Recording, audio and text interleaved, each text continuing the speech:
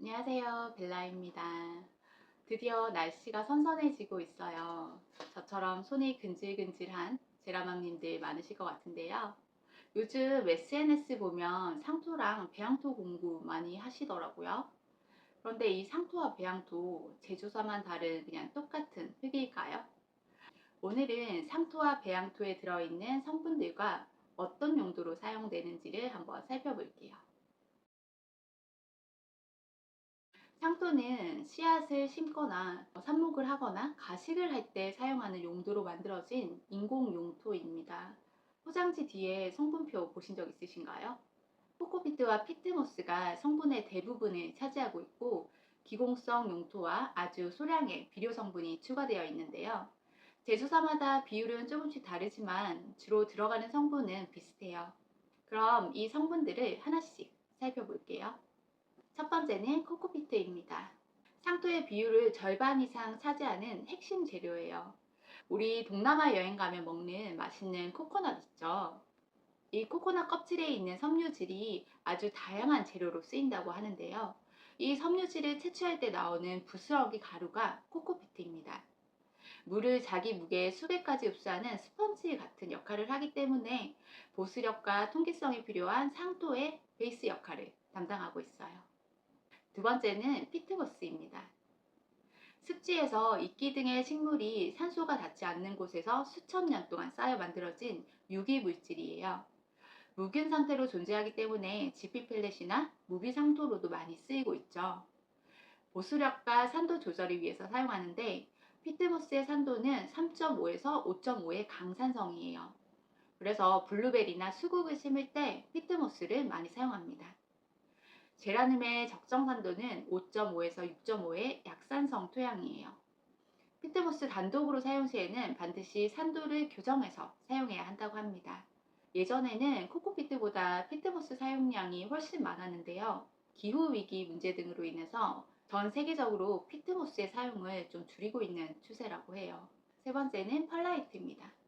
하얗고 동글동글하게 생긴 알갱이 보신 적 있으시죠? 스티로폼 부스러기라고 오해를 받기도 하는데요. 진조함을 고온에서 뻥튀기한 기공성 용토라고 생각하시면 돼요. 흙의 통기성과 배수성을 확 높여줘서 뿌리가 숨 쉴 수 있는 공간을 만들어주는 역할을 합니다. 네 번째는 질석입니다. 버미큘 라이트라고도 하는데요. 운모라는 광석을 열로 튀겨낸 거예요. 수분을 꽉 잡아두는 능력, 즉 보수력이 아주 강합니다.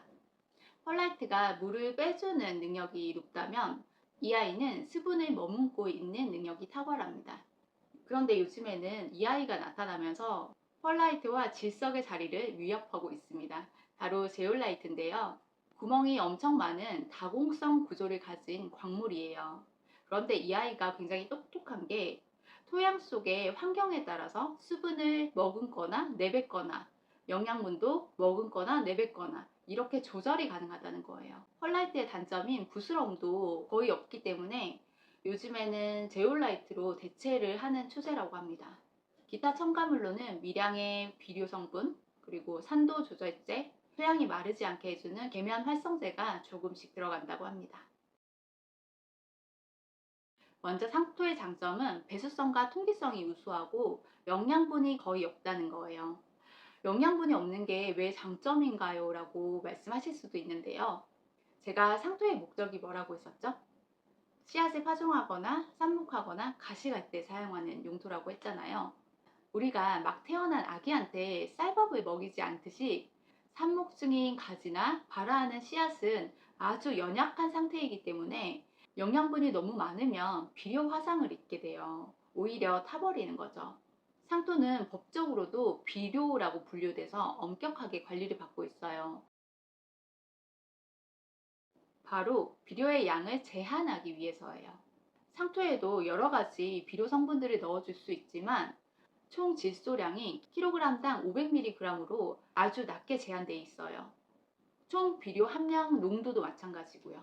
상토는 연약한 새싹에게 줘도 괜찮다라고 나라에서 보증해주는 용토예요.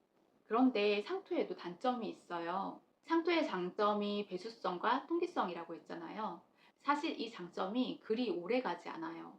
상토는 대부분 코코피트나 피트모스인 유기물로 이루어져 있다고 했잖아요. 시간이 지나면서 흙 속 미생물들이 이 유기물들을 분해하고 잘게 쪼개지면서 미세한 가루가 됩니다.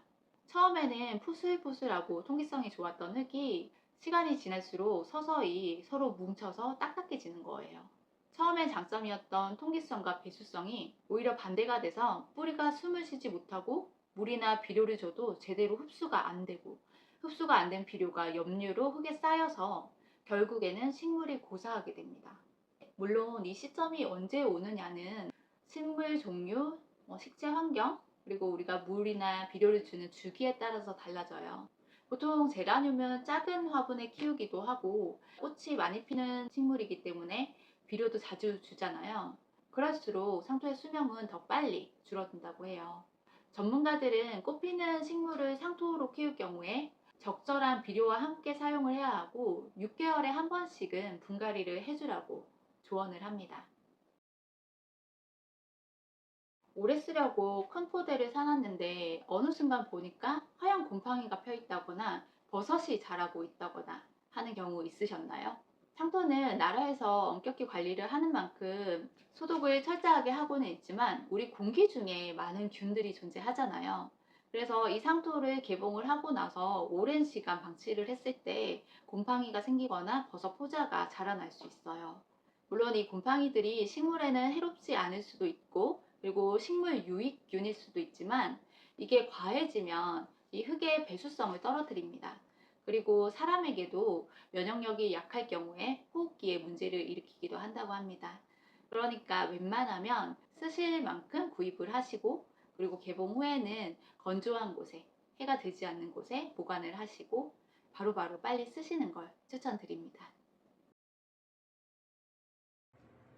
배양토는 뿌리가 이미 잘 내린 식물을 본격적으로 키울 때, 즉 분갈이할 때 쓰는 흙이에요.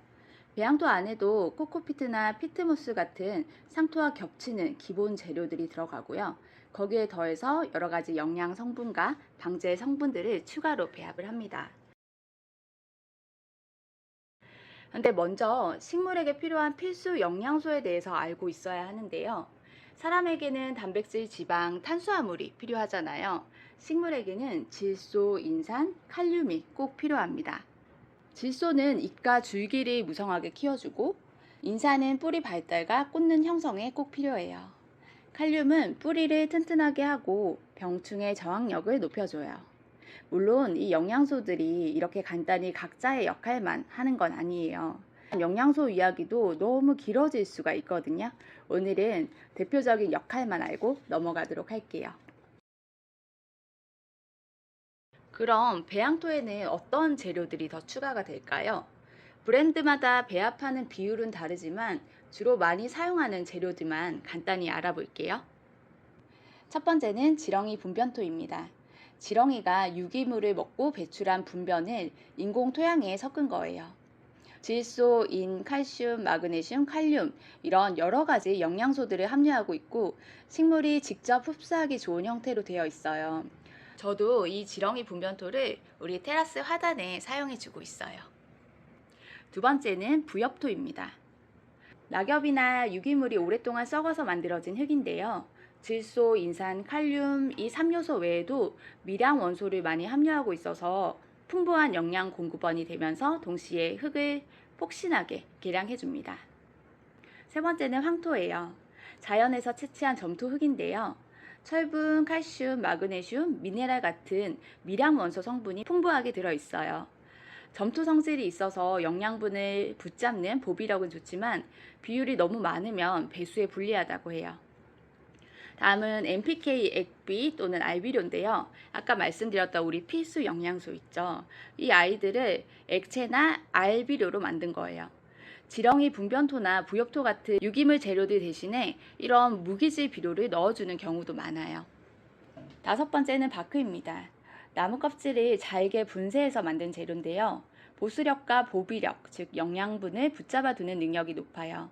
하지만 상대적으로 물을 내뱉는데 시간이 많이 걸려서 제라늄에는 추천하지 않고 몬스테라나 난 같은 착생 식물에 많이 사용돼요. 여섯 번째는 마사토입니다. 화강암이 풍화돼서 만들어진 굵은 모래인데요. 말 그대로 자연 돌멩이에요. 배수성이 높고 가격이 저렴해서 예전엔 많이 쓰였는데 요즘에는 대체할 수 있는 좋은 용토들이 많아서 잘 안 쓰는 추세예요. 저도 마사토는 입자가 좀 거칠고 또 통기성이 없어서 잘 사용하지 않는 용토예요. 일곱 번째는 훈탄입니다. 완결을 태워서 만든 수치인데요. 배수성과 통기성이 좋고 토양 속의 나쁜 균을 억제하는 그런 좋은 효과가 있어요. 훈타는 산도가 7 이상의 약알칼리성이라서 흙의 산도 조절에도 사용을 합니다. 여덟 번째는 바이오차입니다. 참나무나 왕겨를 반쯤만 태워서 만든 숯인데요. 구멍이 엄청 많아서 토양 통기성을 확 높여주고 유해균을 억제해서 토양 환경 개선에 도움을 줍니다.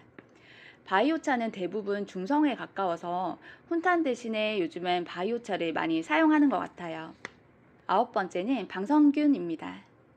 흙 속에 사는 세균인데요. 식물에 해로운 병원균을 사멸시켜주고 토양을 개량해줘서 뿌리 건강을 지켜주는 유익한 균이에요.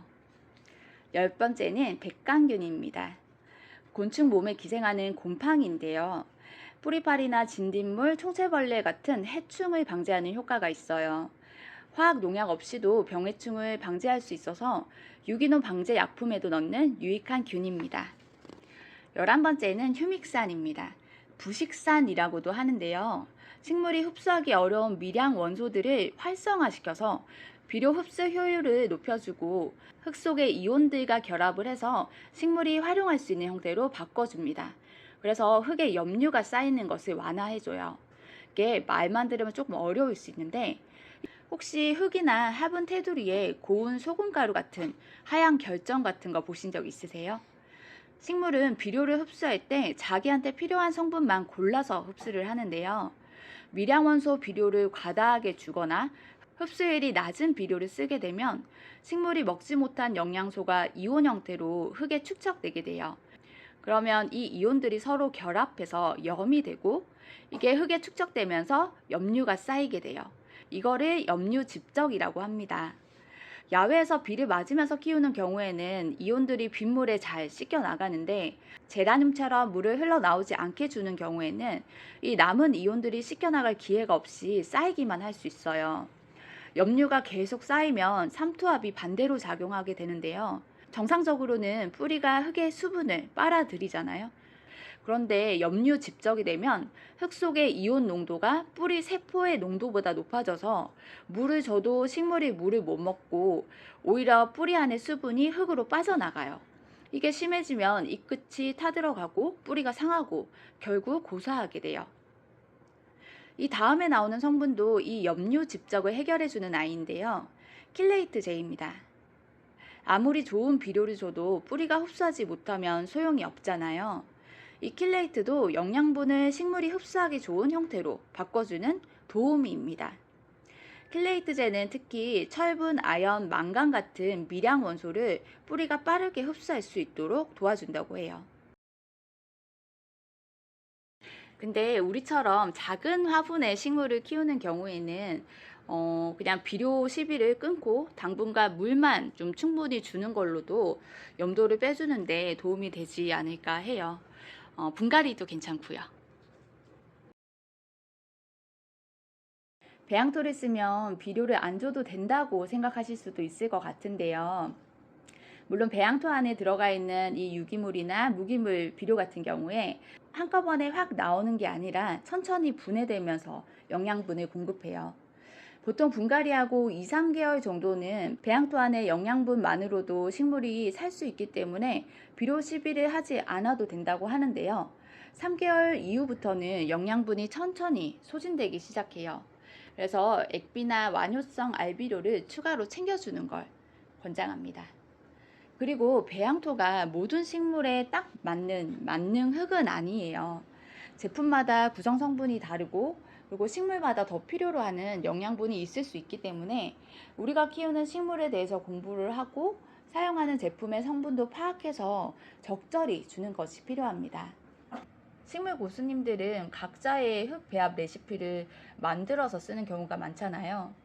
식물의 특성을 먼저 파악하고 우리 집 식재 환경을 종합해서 해당 제품을 그대로 사용해도 좋을지 아니면 더 보충해야 할 부분이 있을지를 적절히 판단하는 게 좋은 것 같아요. 그게 너무 힘들면 나와 비슷한 환경에서 키우는 분들 중에 식물을 내가 원하는 형태로 잘 키우시는 분이 있으면 그분의 영상이나 뭐 글들을 참고해도 좋을 것 같아요. 아직 어린 모종이나 발화 중인 씨앗한테는 사용을 권장하지 않아요. 영양분이 많기 때문에 뿌리가 타버릴 수 있거든요. 그리고 상토와는 다르게 배양토는 나라에서 별도로 규제를 하지 않아요. 상토는 중금속, 균, 산도, 염료까지 법으로 관리한다고 했잖아요. 배양토는 그런 규제가 없기 때문에 가능하면 구성 성분이 잘 적혀 있는 제품을 고르고 멸균 소독을 잘 하는 회사의 상품을 사시는 게 좋을 것 같아요. 이건 우리나라 농업 전체와 연관된 이야기인데요. 한국 사람이 주식인 쌀 없으면 안 되잖아요. 옛날에는 사람들이 손으로 일일이 심어가면서 모내기를 했지만 요즘은 거의 다 이항기라는 기계로 모내기를 해요. 이 이항기에 모를 넣으려면 모가 상자 안에서 균일하게 자라야겠죠.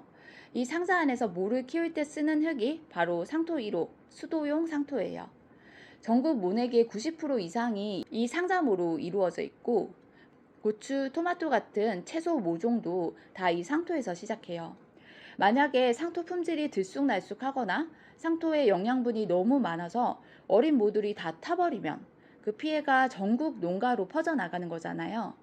나라에서는 국가 식량 생산의 기반을 지키기 위해서 아예 법으로 상토 기준치를 땅땅 못 박아 놓은 거예요. 반면에 배양토는 이미 뿌리가 자리 잡은 식물에게 쓰는 거기 때문에 제조사가 식물에 맞게 자유롭게 배합할 수 있도록 열어둔 거죠. 쉽게 기억하시려면 이렇게 생각하세요.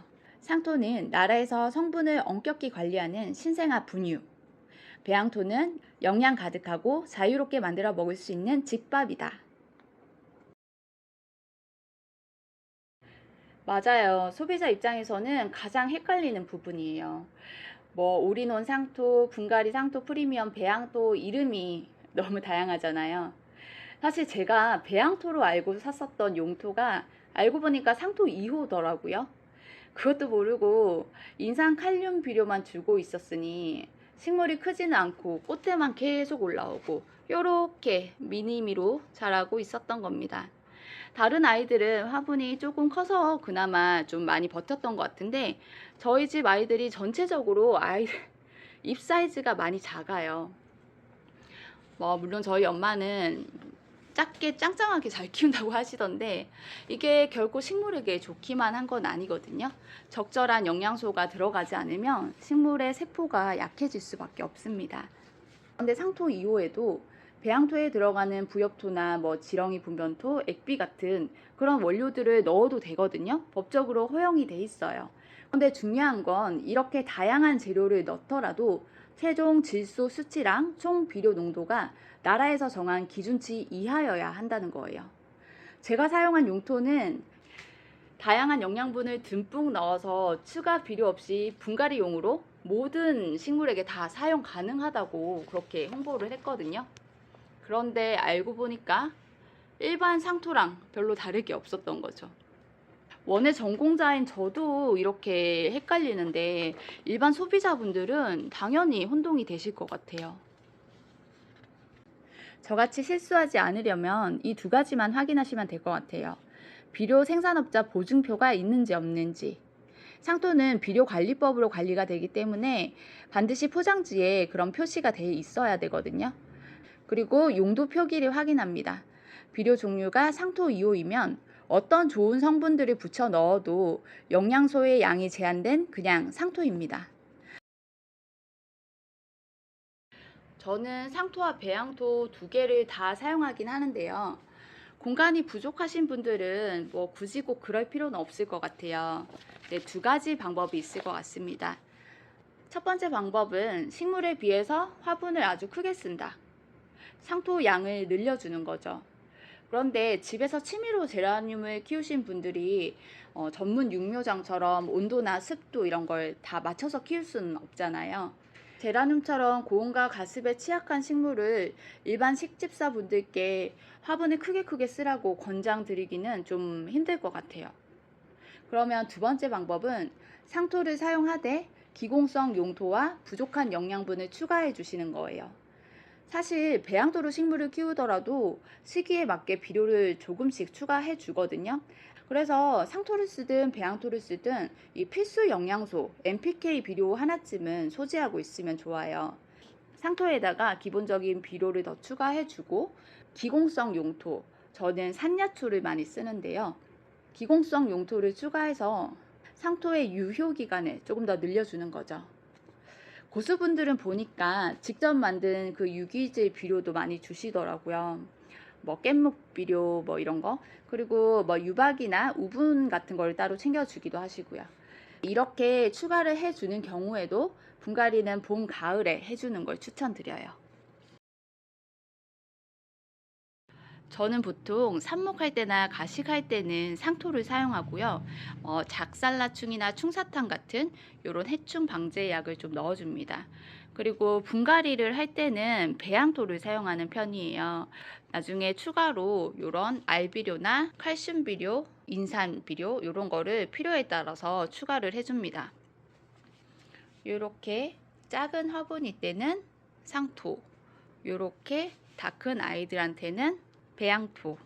그리고 제라늄은 과습에 또 특히나 많이 약한 아이잖아요. 그래서 배양토에도 이 산야초를 조금 섞어줘요. 이 산야초는 뭐 통기성이나 배수성, 보비력 이런 것들이 모두 고려해서 여러 가지 기공성 용토를 섞어 놓은 거거든요. 그리고 꽃이 많이 피고 고온 다습에 약한 식물은 인산과 칼륨 요구량이 더 높아져요. 그런데 이 인산과 칼륨은 식물 내에서 이동이 굉장히 느려요.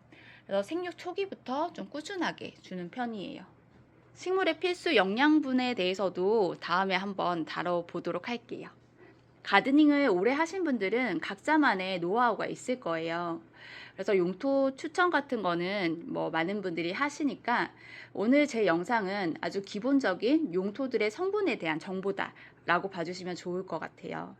새로운 거를 구입하기 전에 그동안 사모아 두셨던 가드닝 재료들을 다 꺼내서 내가 뭘 가지고 있나 한번 정리하는 시간을 가져보면 어떨까 싶습니다. 오래된 아이들은 처분하고, 그리고 사용할 수 있는 재료들은 활용을 해보셨으면 좋겠어요. 저희 엄마는 제가 영양제를 사서 보내드렸었거든요. 근데 올 여름에 뭐 제라늄이 반이나 다 죽었다고 슬퍼하시더라고요. 그래서 영양제 봄에 챙겨줬냐고 여쭤봤더니 있는지도 모르셔요. 그러면서 막 다른 거 뭐 사야 되냐고 물어보시는 거죠. 근데 식물이 아플 때는 영양제를 줘봤자 흡수를 못하고 염류만 쌓여서 오히려 독이 되거든요. 영양제는 식물이 필요한 만큼 조금씩 꾸준히 주면서 식물의 면역력을 키워주는 게 좋아요. 하지만 그것보다 더 중요한 기본은 토양이다 라는 이야기를 드리고 싶었습니다. 지금까지 상토와 배양토에 대해서 이야기를 해봤는데요. 최대한 쉽고 재미있게 영상을 찍고 싶었는데 내용이 너무 길어져서 지루하지 않으셨을지 또 걱정도 됩니다. 단 한 분에게라도 도움이 될 수 있다면 저는 너무 행복할 것 같아요. 반응이 괜찮다면 다음 편에는 코코피트랑 피트모스, 그리고 오늘 다루지 않았던 그 밖의 용토에 관해서 이야기를 한번 해볼게요. 미소? 아이 예뻐. 비료나 방제, 웃자람 이야기 등등 사실 할 얘기는 너무 많은데 이 롱폼을 제작하는 게 촬영도 그렇고 편집 시간이 너무 길어가지고 유태기가 금방 오더라고요. 5년 전에는 제가 롱폼을 찍었었거든요. 그래도 이렇게 제작을 하고 보니까 저도 공부가 되고 초보분들에게도 좀 도움이 될 수 있을 것 같아서 좀 뿌듯한 마음도 듭니다. 구독과 좋아요 눌러주시면 너무 큰 힘이 될 것 같아요.